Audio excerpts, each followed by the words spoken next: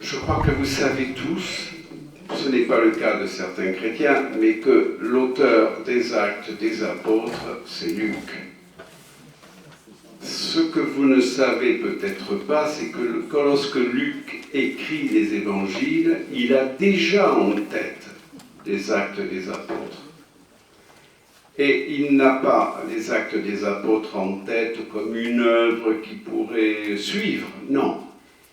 Il les a en tant que les Actes des Apôtres font partie d'un projet à la fois littéraire et théologique qu'il va construire et de manière très, très articulée, de sorte que quand on lit l'ensemble, les évangiles et les actes des apôtres, on passe systématiquement de l'évangile aux actes, ou des actes on revient vers l'évangile.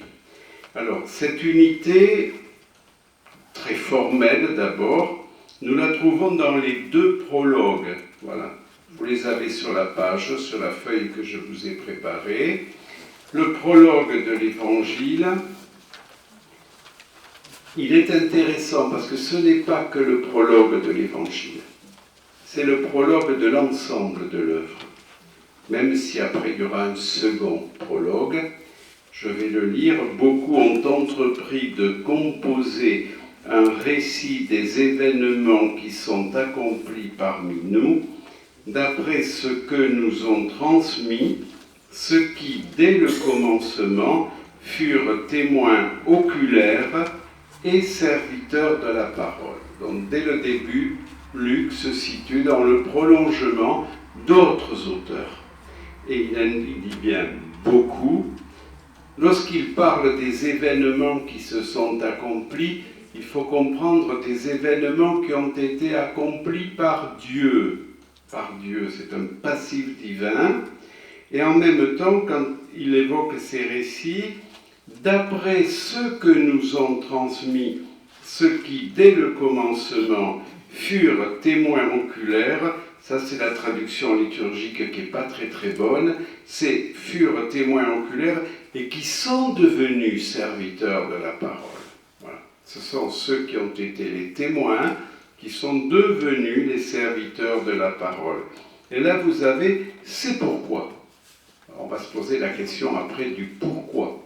J'ai décidé, moi aussi, après avoir recueilli avec précision des informations concernant tout ce qui s'est passé depuis le début, d'écrire pour toi, excellent Théophile, un exposé suivi, afin que tu te rendes bien compte de la solidité des enseignements que tu as entendus. On voit que ici, Luc fait preuve d'historien, c'est un historien, il se présente comme historien, après avoir recueilli, le texte grec dit même après avoir examiné avec précision les informations qui se sont, tout ce qui s'est déroulé, il a mené son enquête. Il a mené son enquête, donc pour recueillir avec précision, pour rédiger un ouvrage qu'il dédie à un certain Théophile. On va retrouver Théophile. Alors on peut penser que Théophile, ça pourrait être un nom qui nous va bien quelque part, puisque le Théophile, c'est l'ami de Dieu. Théophile, c'est l'ami de Dieu. Mais on peut y voir aussi comment on le faisait à cette époque-là. Luc est un grec, c'est quelqu'un qui est très marqué par la culture grecque. On peut y voir aussi peut-être celui à qui, quelqu'un qui s'est converti au christianisme, un grec qui s'est converti au christianisme et qui aura pour mission peut-être aussi de publier cet ouvrage.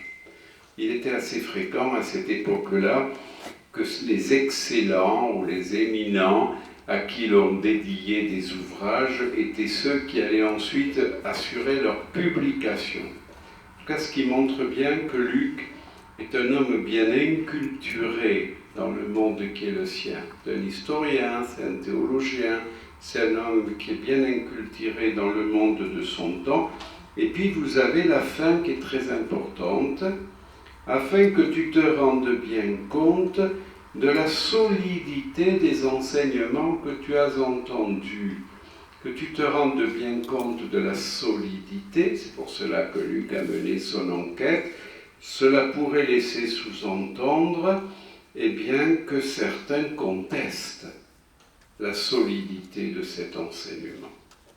Et que donc, on pourrait imaginer qu'il y a là une œuvre qui pourrait avoir une dimension apologétique, de défense. En tous les cas, on est dans un contexte nouveau, qui n'est pas celui, peut-être, dans lequel ont été rédigés les évangiles de Marc, de Matthieu ou de Jean. Un contexte bien particulier sur lequel je reviendrai dans un petit moment.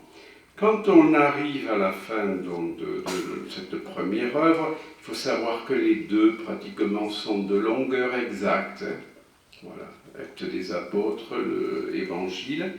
On retrouve, cher Théophile, dans mon premier livre, j'ai parlé de tout ce que Jésus a fait et enseigné, depuis le moment où il commença jusqu'au jour où il fut enlevé au ciel. Attention, quand ici Luc parle de enlevé au ciel, il parle d'une première ascension, on l'oublie souvent, qui a lieu à la fin de l'Évangile. Lorsqu'à la fin de l'Évangile, Jésus disparaît aux yeux, Jésus conduit les apôtres du côté de Béthanie, puis il va disparaître à leurs yeux, il va monter au ciel, et eux, nous dit Luc, retournent chez eux, tout joyeux, en bénissant Dieu. Donc voilà, ici il s'agit de la première ascension, après avoir, par l'Esprit Saint, donné ses instructions aux apôtres qu'il avait choisis. C'est à eux qu'il s'est présenté vivant. Après sa passion, il leur en a donné bien des preuves, puisque pendant 40 jours, il leur est apparu et leur a parlé du royaume de Dieu. On est là dans le prologue des Actes des Apôtres, prologue qui se situe durant ces 40 jours où le ressuscité apparaît aux apôtres et les instruit. 40 jours. Le texte continue. Au cours d'un repas qu'il prenait avec eux, il leur donna l'ordre de ne pas quitter Jérusalem, mais d'y attendre que s'accomplisse la promesse du Père. Il déclara, « Cette promesse, vous l'avez entendue de ma bouche, alors que Jean a baptisé avec l'eau, vous, c'est dans l'Esprit Saint que vous serez baptisés d'ici peu de jours. » Voilà. Là, nous avons la fin du prologue des Actes des Apôtres, avec le rappel du premier livre, avec jusqu'au jour où Jésus a été enlevé au ciel, après avoir, par l'Esprit Saint, donné ses instructions aux apôtres. Donc on voit bien qu'il s'agit bien pour Luc là, de souligner le lien qu'il y a entre les deux œuvres. Ce lien, je vous l'ai mis, c'est le deuxième point, il apparaît très fortement dans la manière dont Luc situe la ville de Jérusalem. Luc va faire de Jérusalem, alors j'ai mis ville charnière, mais vous avez peut-être une meilleure expression. En tous les cas, Luc va faire en sorte que tout l'évangile se termine à Jérusalem. Il va le faire d'ailleurs de manière assez artificielle. Pourquoi je dis artificielle ? Parce que quand on lit les actes de l'évangile de Marc, se lancer en Marc, on voit que l'évangile se termine par le jeune homme qui apparaît aux femmes qui sont allées au tombeau et qui leur dit « Allez dire à Pierre, à ses disciples et à Pierre, il vous précède en Galilée. » Et quand on lit les actes des apôtres, on voit bien que les apparitions, elles ont lieu en Galilée. Dans l'évangile de Luc, ce n'est pas le cas. Luc, volontairement, situe tous les événements, vous regarderez, tous les événements qui entourent la résurrection de Jésus à Jérusalem. À Jérusalem. un même jour pratiquement. C'est le même jour que tout se situe. Vous savez, Jésus qui est avec les disciples d'Emmaüs, qui apparaît aux 11, qui les conduit sur la Béthanie, et puis qui disparaît à leurs yeux. Jérusalem, vous le savez, puisque si vous avez déjà travaillé l'évangile de Luc, vous savez que c'est le même Luc qui consacre 10 chapitres à la montée de Jésus à Jérusalem. C'est une des grandes caractéristiques de son œuvre. Là où dans l'évangile de Marc on a un chapitre, là où Matthieu en a 2, Luc consacre 10 chapitres. Et lorsqu'au chapitre 9, verset 51, Luc évoque le départ de Jésus pour Jérusalem, alors, il a une expression très forte, il dit qu'il durcit son visage. Alors nous on traduit, il prit résolument la route de Jérusalem où il allait être enlevé. Et on comprend que cet enlevé que Luc utilise au chapitre 9, donc au tout début de la montée, déjà il évoque, oui, Jérusalem, ce sera le lieu de la mort de Jésus, mais ce sera aussi le lieu de sa résurrection, et ce sera le lieu où il sera enlevé. Voilà. Donc on comprend qu'il y a toute une construction de Luc qui nous conduit à Jérusalem, et bien évidemment, c'est de Jérusalem que l'on repartira. L'évangile se termine à Jérusalem, les actes des apôtres commencent à Jérusalem. Et on va aller dans le sens un peu opposé, c'est-à-dire que l'évangile, lui, nous conduit vers Jérusalem, de la Galilée à Jérusalem.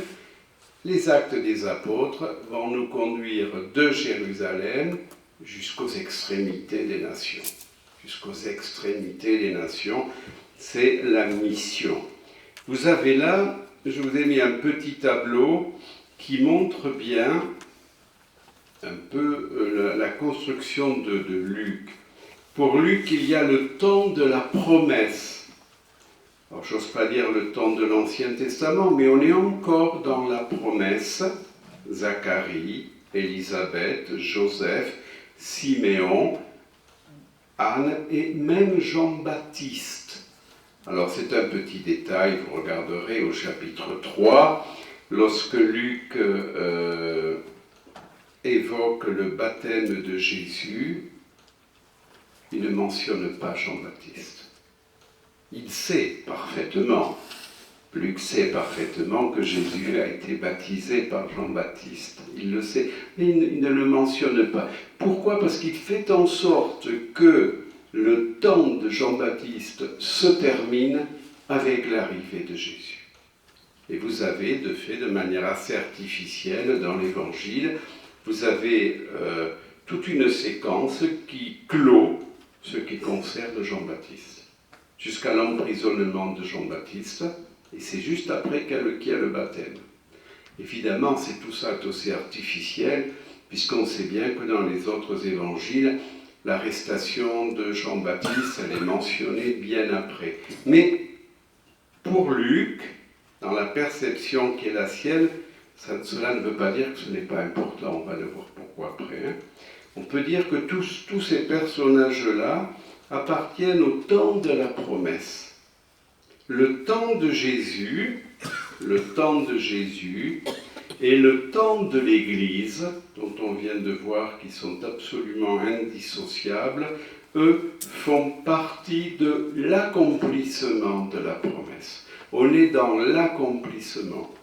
Mais si je dis accomplissement, cela ne veut pas dire que la promesse n'a plus d'importance. Non, la promesse continue à être importante. On y reviendra après. Seulement, elle s'accomplit. Voilà, elle s'accomplit. Et en même temps, vous voyez, je l'ai mis dans ce petit, vous voyez donc Galilée montée à Jérusalem, et puis on a le schéma des actes des apôtres qui nous est présenté, d'ailleurs si vous regardez dans le livre des actes des apôtres au chapitre 1, verset 8, c'est juste avant l'ascension, donc la deuxième ascension, celle qui clôt le temps des apparitions. Il y a une ascension qui clôt le temps, on pourrait dire du ministère de Jésus. Il y a une autre ascension qui clôt, elle, le temps des 40 jours où le ressuscité apparaît et instruit les apôtres. Et là, vous avez au chapitre 1, verset 8, vous allez recevoir une puissance, celle du Saint-Esprit qui viendra sur vous. Vous serez alors mes témoins. Et là, vous avez déjà à Jérusalem, dans toute la Judée et la Samarie, et jusqu'aux extrémités de la terre. Les 3 temps. Et ce sont ces 3 temps que l'on va retrouver dans les Actes des Apôtres. Un premier temps à Jérusalem, un deuxième temps en Judée et en Samarie, et ensuite, bien sûr, jusqu'aux extrémités de la terre. Et quand on arrivera aux extrémités de la terre, bon, pour Luc, il s'agit de Rome, puisque c'est la grande ville impériale. Lorsqu'on arrivera à Rome, et que Paul arrivera à Rome, Luc s'arrêtera. Il ne racontera pas ce qui s'est passé après. Ça ne l'intéresse pas. Le souci de Luc n'est pas d'écrire une biographie ni de Pierre ni de Paul. Lui, ce qui l'intéresse, c'est de montrer que la parole de Jésus ou le commandement de Jésus s'est accompli. Il s'est accompli notamment à travers Pierre dans un premier temps, et j'y reviendrai après, et à travers Paul. Voilà. Le dernier verset des Actes des Apôtres étant, donc on est à la fin du livre, il y a d'ailleurs là comme une rupture assez radicale. Paul est en prison à Rome et on vient le visiter, des Juifs viennent le visiter, il s'efforce une dernière fois de les convaincre en leur annonçant Jésus, mais ils ne veulent rien entendre, et la fin du livre se termine ainsi. Sachez-le donc, c'est aux païens qu'a été envoyé ce salut de Dieu, eux, ils écouteront.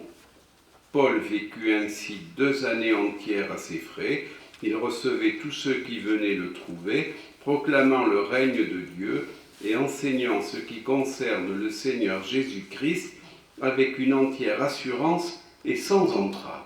C'est fini. Qu'est-ce que Paul va devenir ? Est-ce qu'il a été crucifié ? Est-ce qu'il a été martyrisé immédiatement après ? Est-ce qu'il est allé en Espagne ? Est-ce qu'il est allé en Asie mineure ? Luc est sûrement au courant, ça ne l'intéresse pas. Lui, dans son projet, ce qui l'intéresse, c'est montrer que l'Évangile est arrivé jusqu'aux extrémités des nations, est arrivé jusqu'à Rome.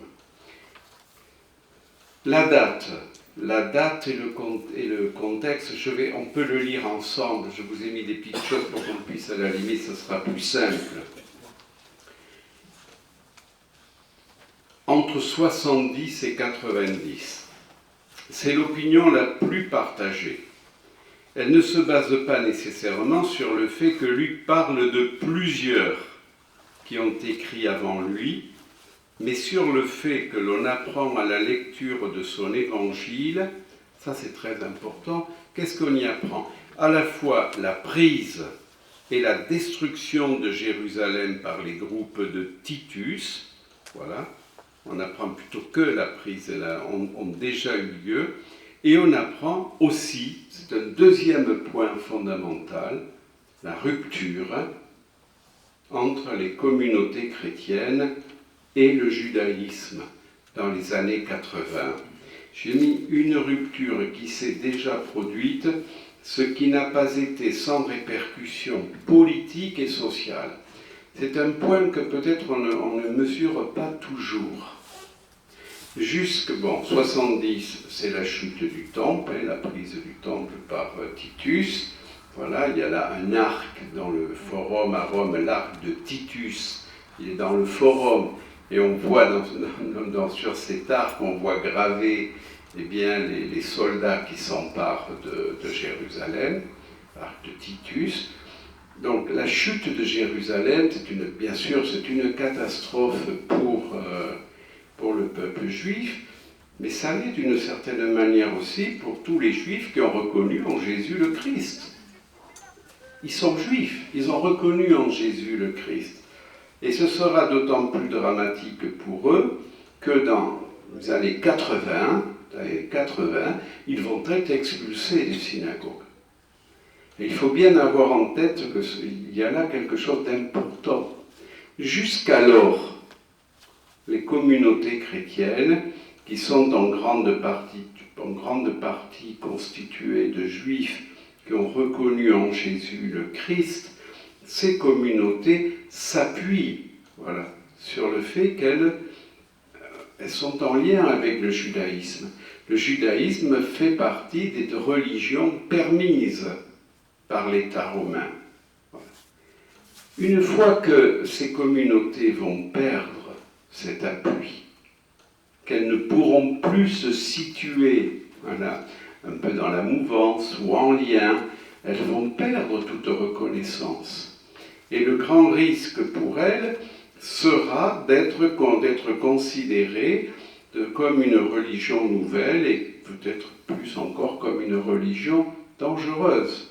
Rome se méfie d'une certaine manière. C'est pour cela que je vous ai mis, voilà la suite. Ainsi s'expliquerait, c'est un conditionnel d'ailleurs, que Luc est tenu à rédiger cette œuvre alors que d'autres l'avaient fait avant lui.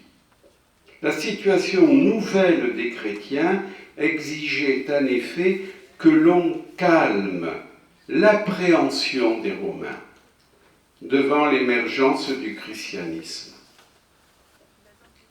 Aussi, Luc s'emploie-t-il à montrer que les chrétiens ne sont pas un danger pour la paix sociale, pas plus que pour les autorités politiques en place.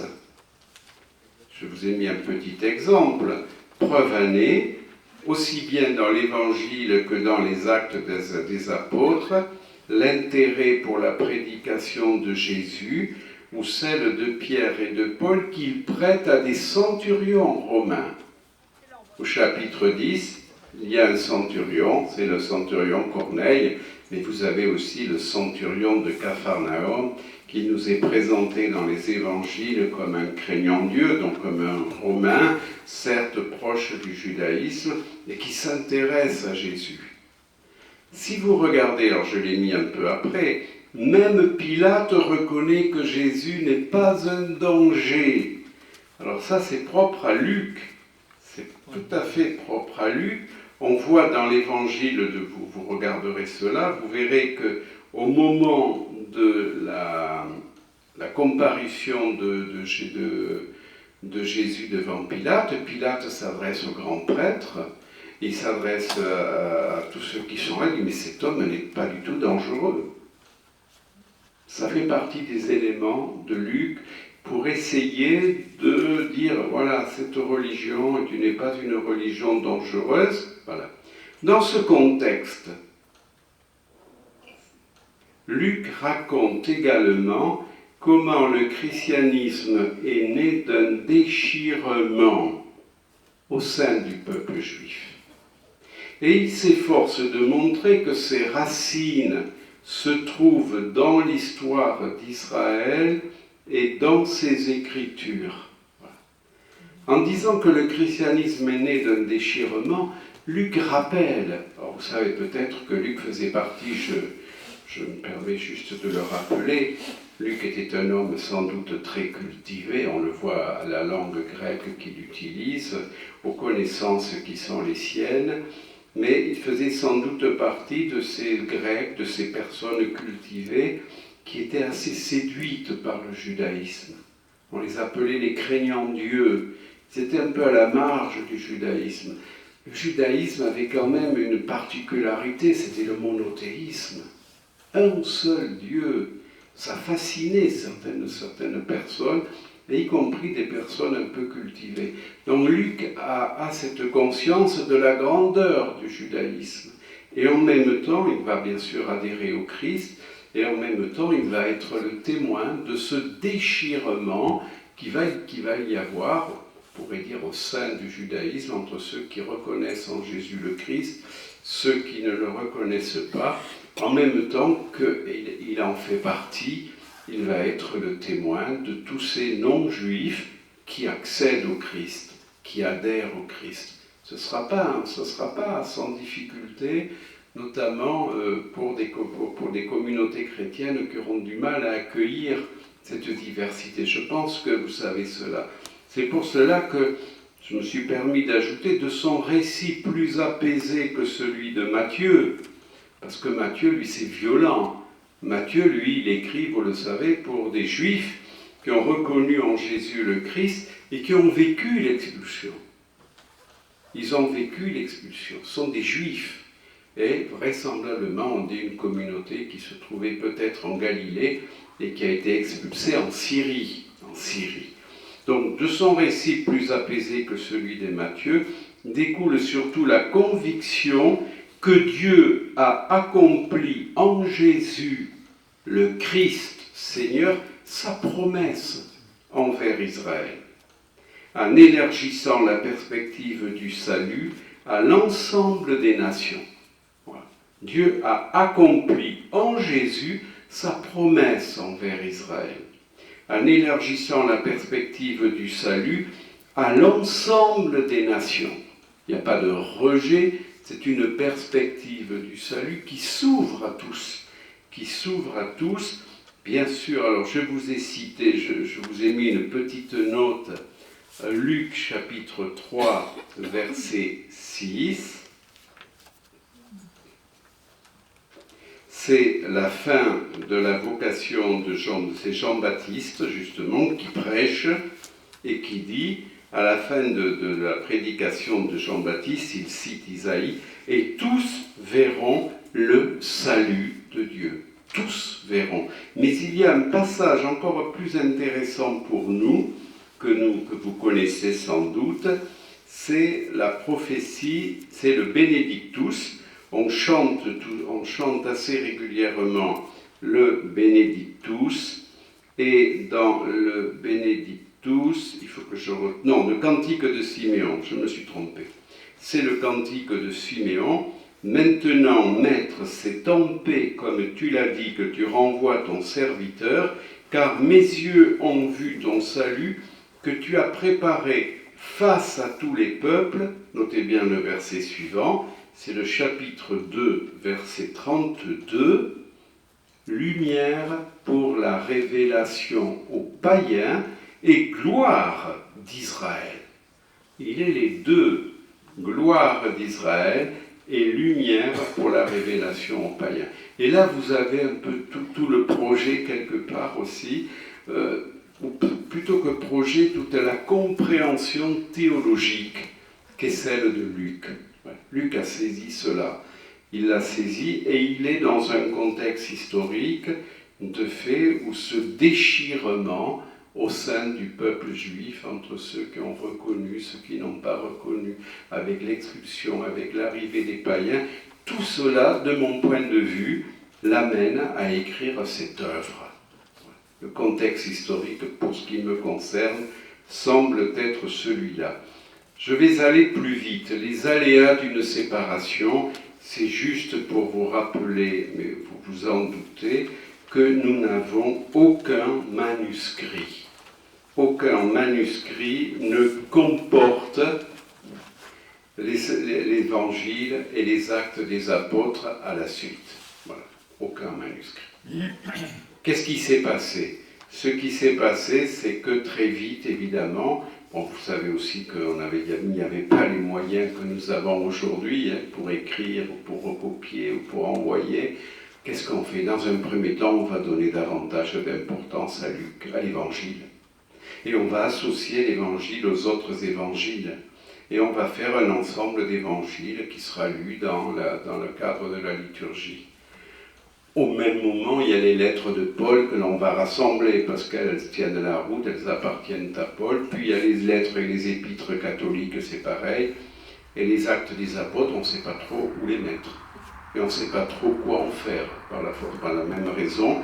Et c'est Irénée de Lyon, au IIe siècle de notre ère, qui va être le premier à reconnaître et à défendre le caractère canonique et apostolique des actes des apôtres. Et c'est à partir de ce moment-là, on va dire au IIe, IIIe siècle, que l'on va commencer peut-être à mettre les actes des apôtres à la suite des évangiles. Il y a ce que nous avons, nous, aujourd'hui. Voilà pourquoi je parle des aléas d'une séparation, ce que l'on peut assez facilement comprendre.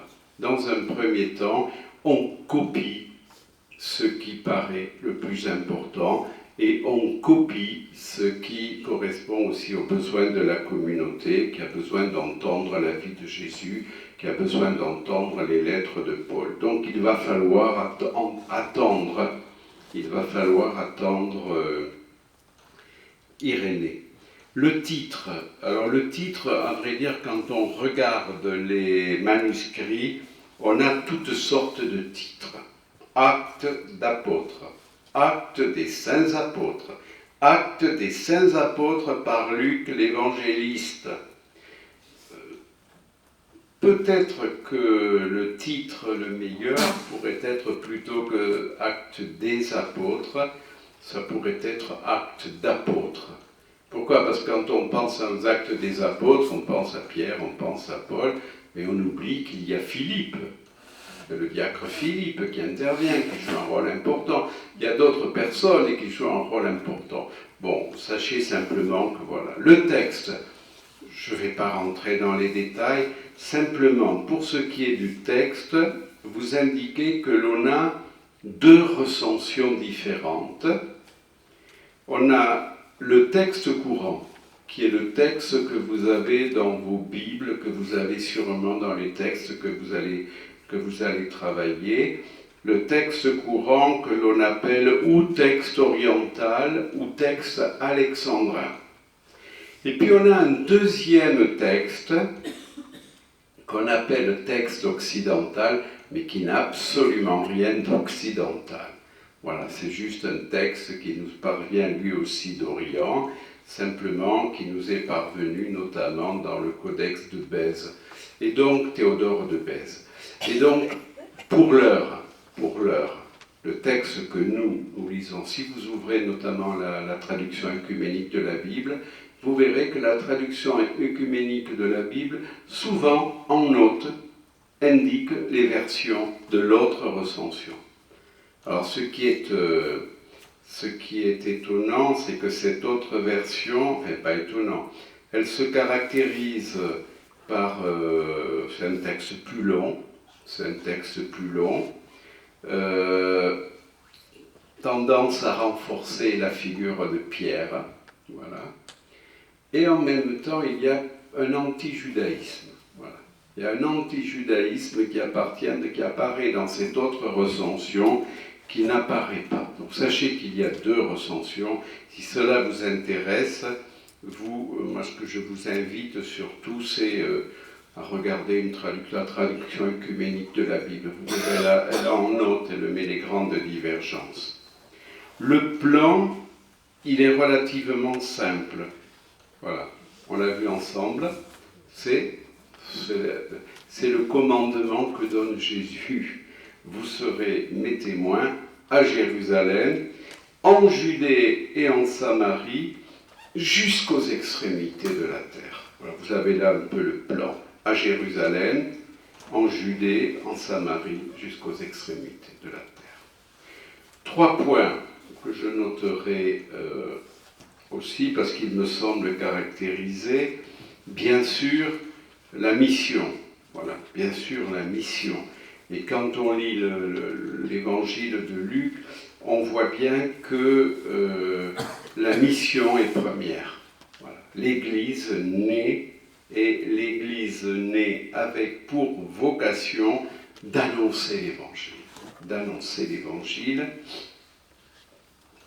une mission qui commence bien sûr après la Pentecôte, j'y reviendrai après, mais ce qui commence aussi après que le groupe des 12 ait été reconstitué. Il y a l'élection de Matthias. Voilà. Il faut reconstituer le groupe des 12.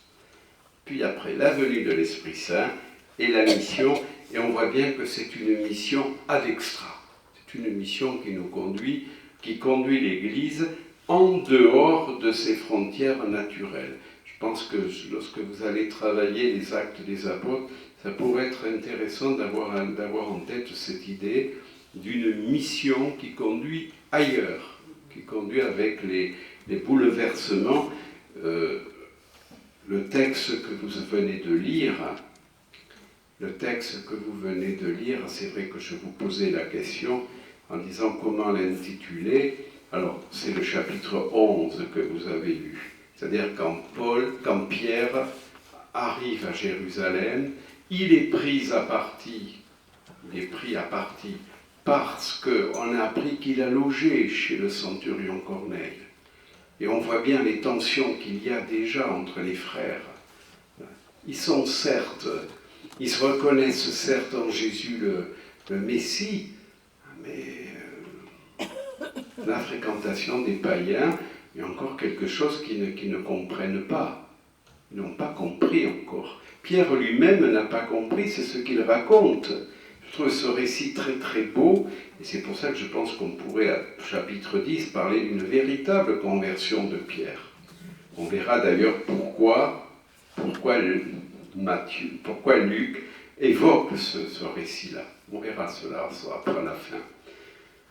L'histoire, c'est que Pierre raisonne, quand vous avez lu, quand il voit ce rêve avec ces animaux qu'on lui demande de manger, pour lui non. Il raisonne en juif avec tous les interdits alimentaires qui sont ceux de la religion juive. Pierre n'a manifestement pas intégré cette universalité du salut. Il n'a pas intégré. Et c'est l'Esprit Saint qui va le conduire. L'Esprit Saint qui le conduit chez Corneille, dans le centurion. Voilà.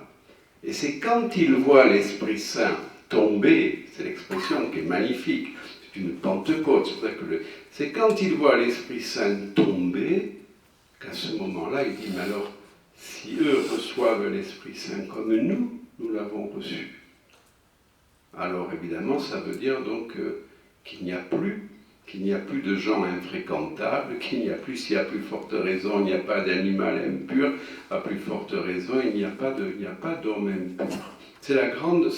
On peut dire qu'il y a une conversion de Pierre.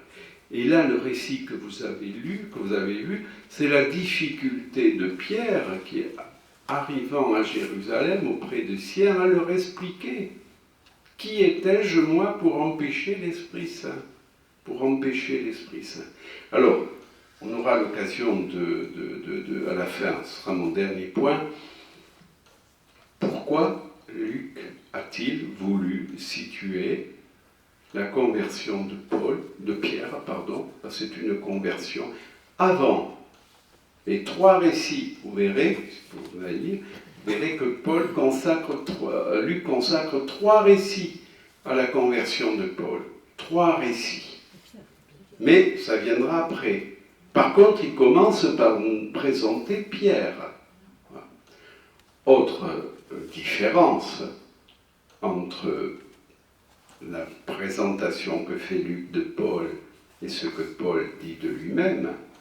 Paul, dans ses lettres, évoque le fait qu'il a été envoyé auprès des païens et que Pierre, lui, il a été envoyé auprès des Juifs. Et là, on voit donc Pierre, qui est le premier à faire l'expérience de la venue de l'Esprit Saint sur les païens, et en même temps, dans les Actes des Apôtres, Luc connaît, mais c'est volontairement qu'il présente, qu'est-ce qu'il fait ? Il présente Paul qui systématiquement va d'abord dans les synagogues. Paul va d'abord chez les Juifs. C'est d'abord aux communautés juives que Paul prêche l'annonce de l'Évangile.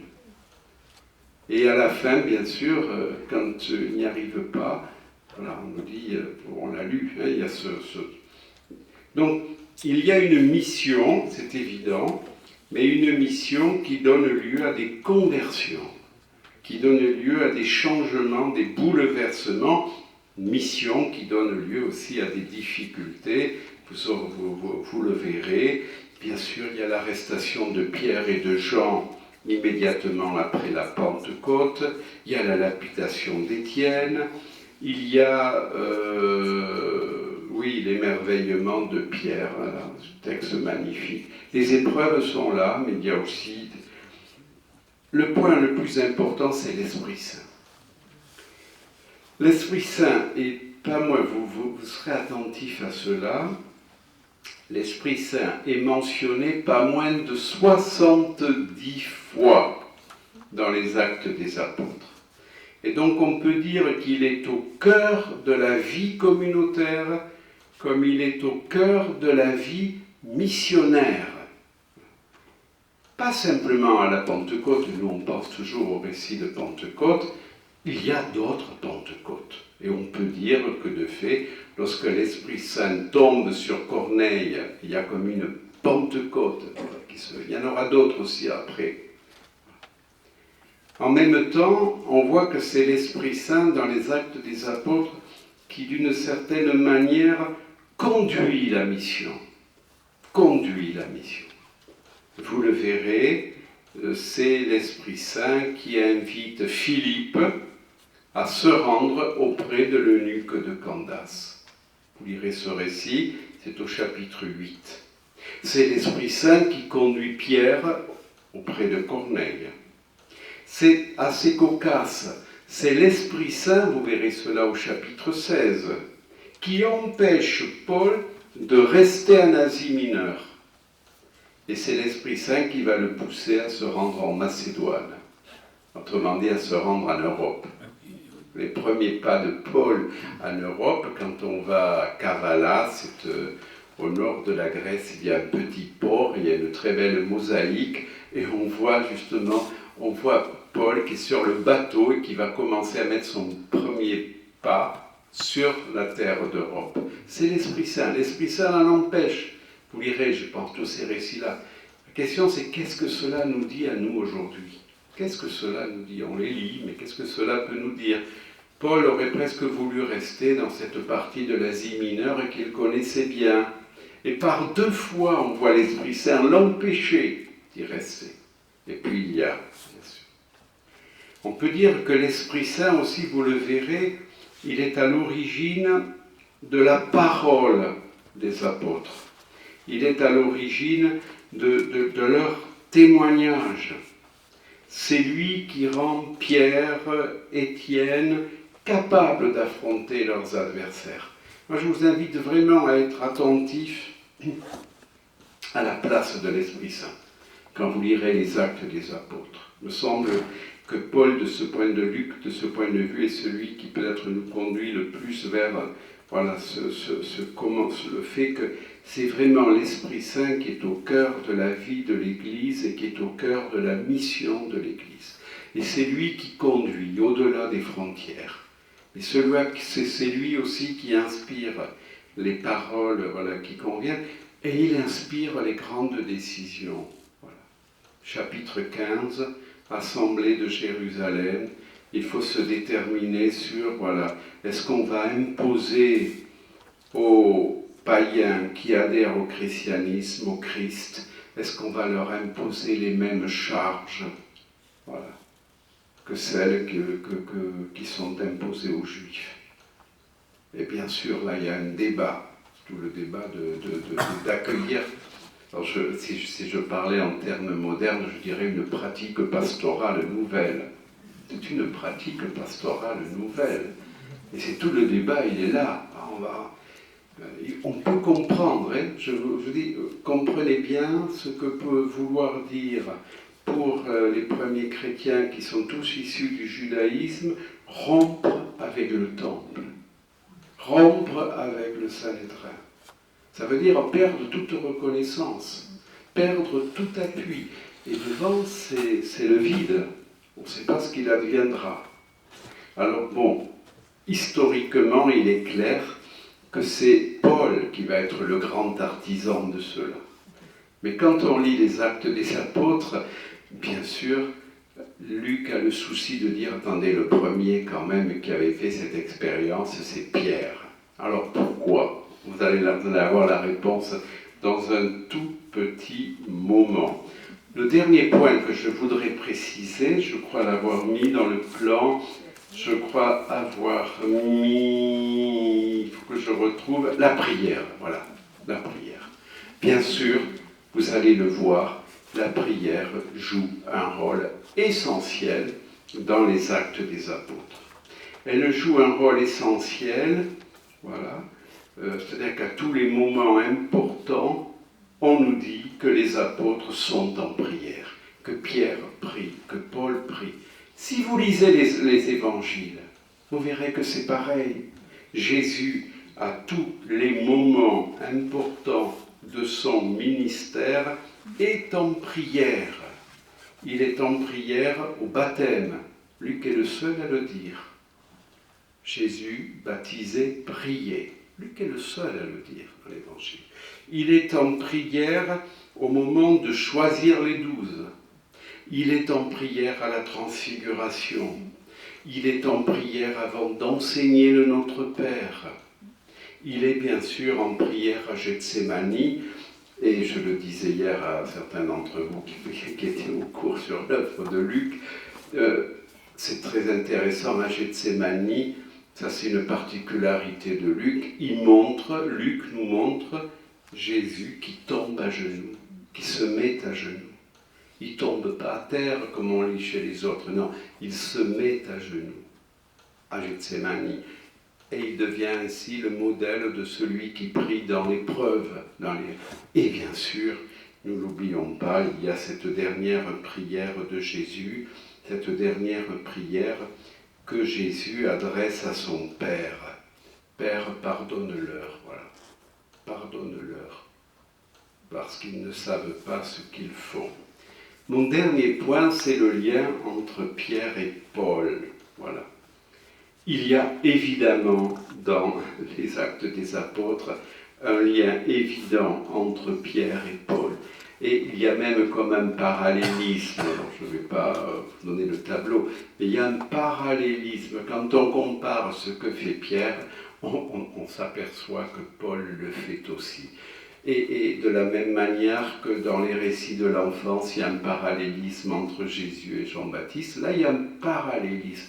Et on sent que Luc a vraiment le souci de Luc, et vous avez compris dans quel contexte historique on est, le souci de Luc de montrer ce lien qu'il y a entre les deux.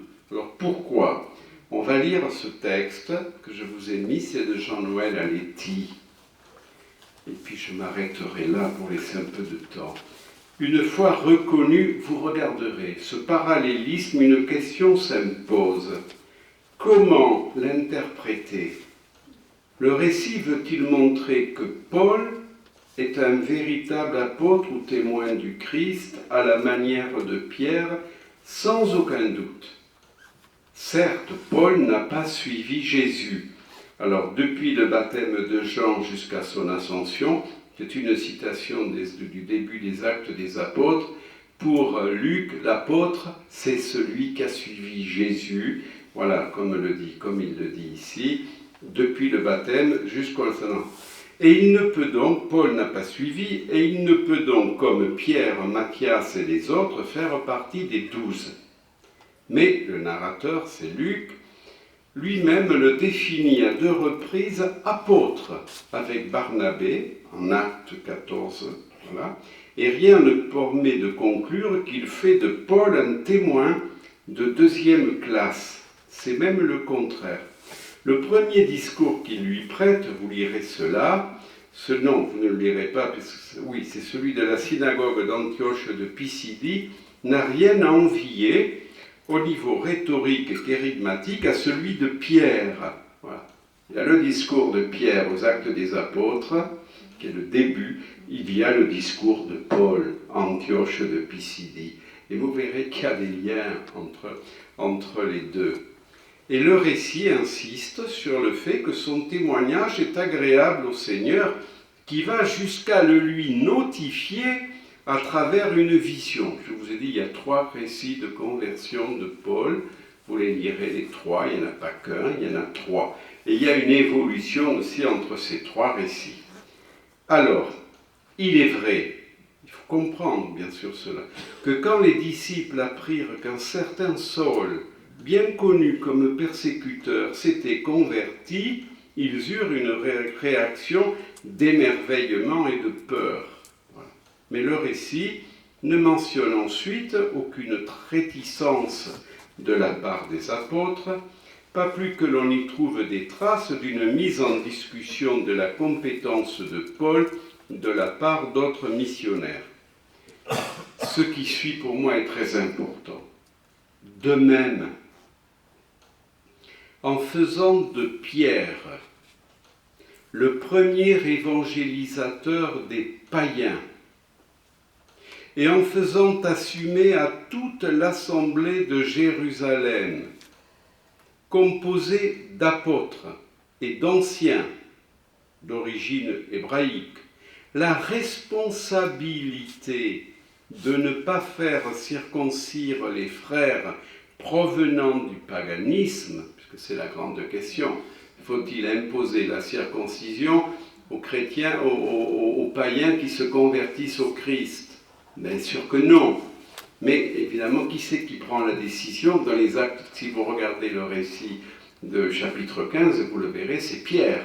C'est Pierre qui décide. C'est l'autorité de Pierre.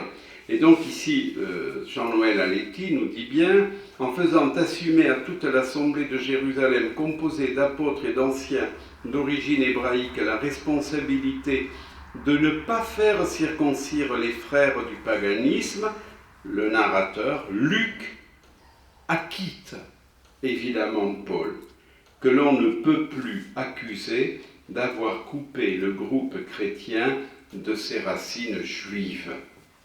Vous voyez, alors évidemment, je vous ai dit que il y a un projet littéraire, il y a un projet théologique, mais on est dans ce contexte de fait, où il s'agit de montrer comment l'ouverture du christianisme aux païens, voilà, s'inscrit véritablement dans le dessein de Dieu, qu'elle s'inscrit dans le prolongement des promesses qui avaient été faites à Israël.